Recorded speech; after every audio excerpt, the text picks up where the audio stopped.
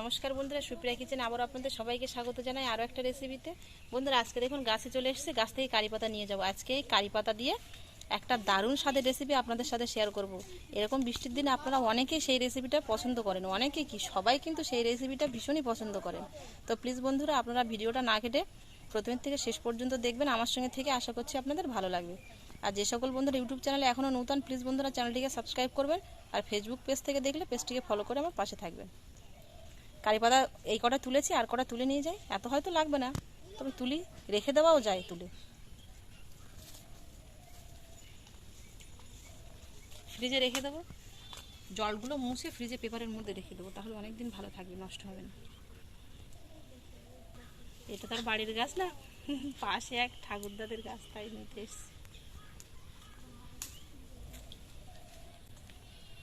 চলো, হয়ে যাবে।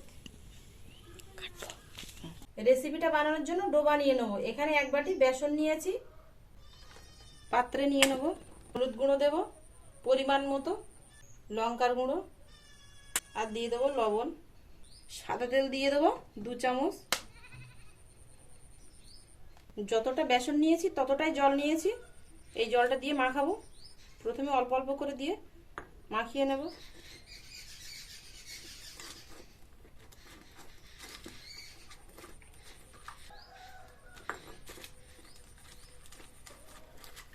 যতটা বেসন নিয়েছি ঠিক ততটাই জল দিয়েছি এর মধ্যে। দেখুন, ডোর ঘনত্বটা ঠিক এরকম রেখেছি আমি।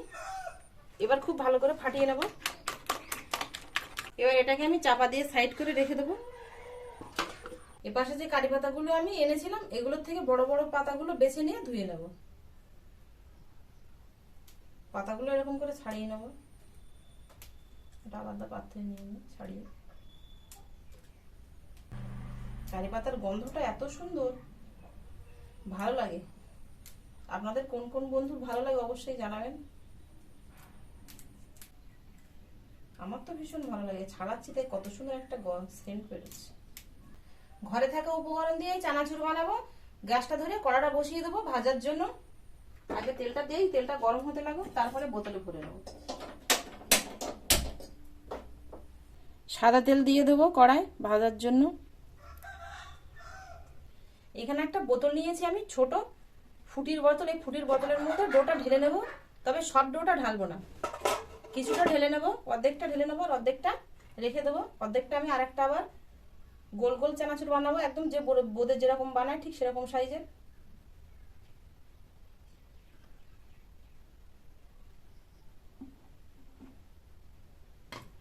এখানে একটা গোল সুচ নিয়েছি, এই সুচ দিয়ে ছিদ্র করে নেবো। সুচটা একটু গরম করে নেবো। গরম করলে আর কষ্ট করতে হবে না, সঙ্গে সঙ্গে ছিদ্র হয়ে যাবে।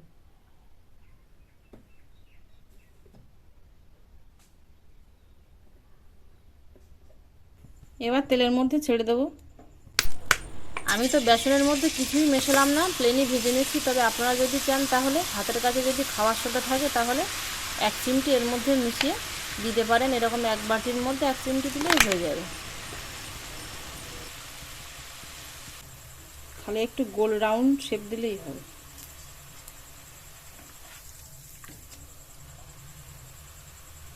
এই যে বুজবুজ ওঠা কিন্তু একদম কম হয়ে গেছে। এবার তুলে নেব, ভাজা হয়ে গেছে।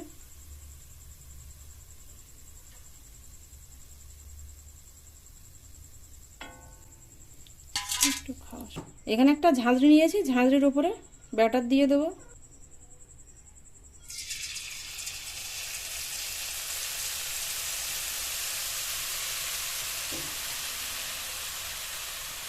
বাড়ি মারার দরকার নেই, এমনি এরকম প্লেন ছাড়লেই দেখুন আস্তে আস্তে এরকম পড়ে যাবে।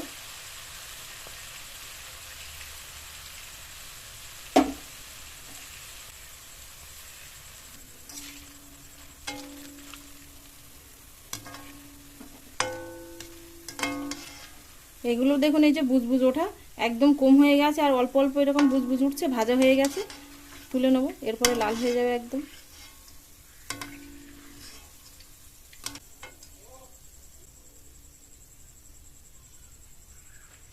তুলে নিলাম।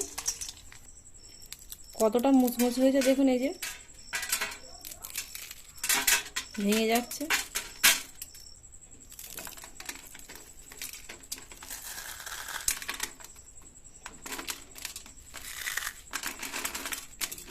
এর মধ্যে গোল করে ভেজে রাখা চানাচুরগুলো দিয়ে দেবো।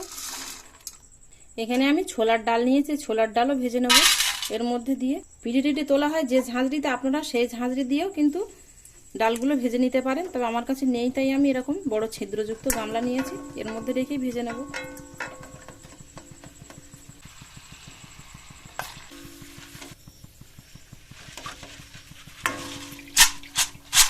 ডালগুলো এরকম লাল করে ভেজে নিয়েছি, তুলে নেব। একেবারে এর মধ্যে এখানে আমি হাফ বাটির একটু কম চিড়ে নিয়েছি, এগুলোও ভেজে নেব। চিড়েটা ভাজতে কিন্তু বেশিক্ষণ সময় লাগে না, সঙ্গে সঙ্গে হয়ে যায়। এই যে দেখুন বুজবুজ ওঠা বন্ধ হয়ে গেছে, চিড়েটা ভাজা হয়ে গেছে, তুলে নেব। চিড়ে ভাজাগুলো দিয়ে দেবো। এখানে কিছুটা কারি পাতা নিয়েছিলাম ছাড়িয়ে, এগুলো ভেজে নেব। তবে কারি পাতা ভাজার সময় সবসময় কিন্তু একটু দূরে সরিয়ে দাঁড়িয়ে থাকতে হবে, নইলে তেল ছিটকা। এগুলো ভাজতে কিন্তু বেশিক্ষণ সময় লাগে না, সঙ্গে সঙ্গে ভাজা হয়ে যায়। ভাজা হয়ে গেছে, তুলে নেব। একটু ঠান্ডা হয়ে গেলে তখন এমনি মচমচে হয়ে যাবে। ভেজে রাখা ডালগুলো দিয়ে দেবো এর মধ্যে, কারি পাতা ভাজা দিয়ে দেবো। এখানে কিছুটা চীনা বাদাম নিয়েছি, এই বাদামগুলোও ভেজে নেবো এর মধ্যে দিয়ে। এই যে বাদাম ফুটতে শুরু হয়েছে, দেখুন এই যে দুটো একটা ফাটছে, বাদামটা ভাজা হয়ে গেছে, এবার তুলে নেব।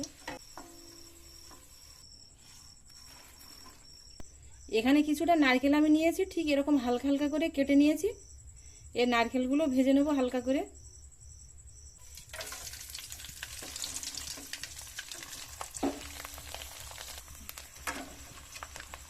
নারকেলগুলো দেখুন ঠিক প্রায় এরকম ভাজা হয়ে আসছে, লাল হয়ে গেছে। এবার এর মধ্যে কাজু দিয়ে দেবো 8-10টা।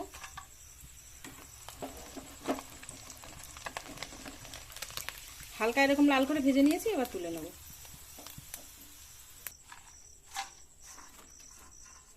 আলাদা একটা পাত্র নিয়েছি, এই পাত্রের মধ্যে সামান্য পরিমাণে বিট লবণ নিয়ে নেব, আমচুর পাউডার, চাট মশলা নিয়ে নেব, সামান্য পরিমাণে লঙ্কার গুঁড়ো, সব কিছু ভালো করে মিশিয়ে নেব।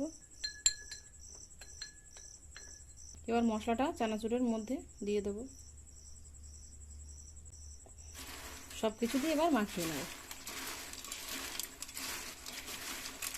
সন্ধ্যেবেলা চায়ের সাথে এরকম যদি চানাচুর ভাজা থাকে তাহলে তো বন্ধুরা আর কথাই হবে না।